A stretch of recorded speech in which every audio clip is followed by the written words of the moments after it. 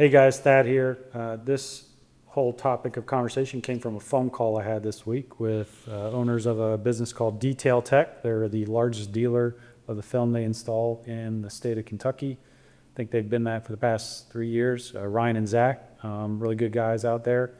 And we had a phone call earlier this week, and we were talking about they just hired a new PPF installer, and these are some of the questions that came up and kind of changed their way of thinking on how best to keep that guy busy. So, first question at its core is when to hire, right? Second is an example, right? So the one that we're going to be doing is hiring a veteran installer, somebody that you can immediately give work to, a more experienced installer versus a brand new installer. That'd be a little different. After that, how to keep that new installer busy. And then from there, the supply versus demand conversation of what do you need in order to ensure not only keep them busy, but busy for the long term, and then adjust that approach as they get busy.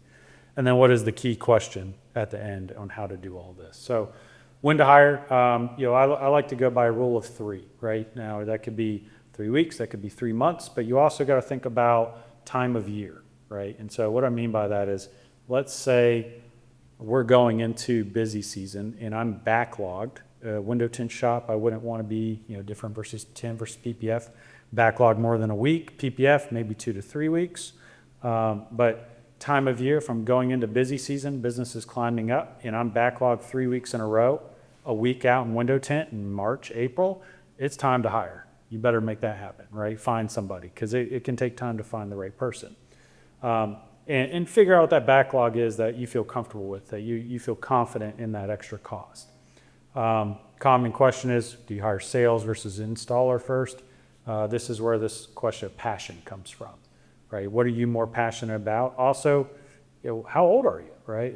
If you're 50, 60, your body's wearing out, like mine, it's time for you to kind of dial back on installing and probably hire a salesperson. But if you're a younger business owner and you like selling or you like installing more, hire a salesperson. So in this instance, Zach and Ryan hired another installer, so they had one and they hired a second one. And this was not quite a veteran, but an experienced installer. So how to keep that installer busy, right? Well, first I want to talk about a little bit of sidetrack called the cloud of overhead, right? So let's say you're a one-man operation, one-girl operation, and you are happy at $5,000 a week in revenue. Well, at $5,000 a week, I cover my rent, my power, my utilities, and make the income that I'm happy with. Well, a lot of people misunderstand as you add another hire, your profitability actually increases. And what I mean by that is rent and power and utilities, those overheads that are not tied to the transaction, like film, are now covered with you by yourself. So when you add somebody, you actually have more margin in those transactions. And the easiest way to increase the supply versus demand equation, what is the easiest way to do it? Is decrease price. What does decreasing price do? It increases close rate. So I'm not saying over here, cut your prices in half, but the key question I asked Zach and Ryan is, what should you do when you have that new hire? Should you increase price, stay the same, or decrease? I think one said increase and one said stay the same. It's actually decrease. Now, people are going to have different opinions on this. This is just a simple way to think about it that may not be the right answer for everybody. But when you decrease price, your demand goes up, right? Your close rate goes up. And so what I've done is by hiring another installer, I've opened the floodgates, right? I can allow more work in. So in order to increase the water flow of work, I need to lower price to increase demand.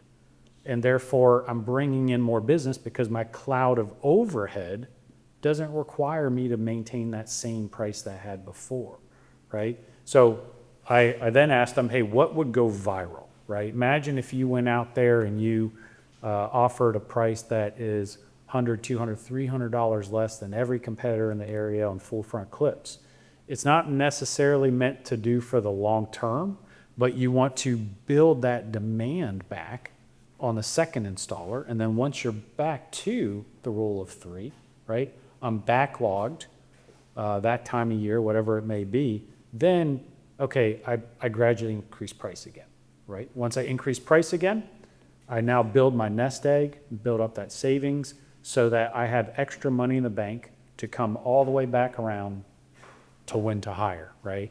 And starts all over again. Now, it's not always that simple on bigger operations. This is a great solution. Zach and Ryan are decent sized operation, but they don't have, 5, 10, 15 installers at this one shop. So very, very good way to think about it. And if you guys have any ideas of other topics you want me to chat about or us chat about, these are just some good phone calls I've had and thought it'd be good to share with you guys. Velocity SEO is a team of over 40 Apex achievers focused on a wide range of services. We specialize in website design, development and hosting, SEO, GEO, paid ads on Google, Facebook, Instagram, TikTok, and YouTube, CRM systems, and integration of software applications, photography, video production, and overall content creation, marketing and growth strategies, voice over IP phone solutions, credit card processing, and even custom software development for business management such as ERP applications. We even do custom print, branded, and manufactured products. Our services help small businesses and startups to national corporations that generate hundreds of millions in revenue each year. If it's needed to help your business grow or stand out, we offer it and excel at it.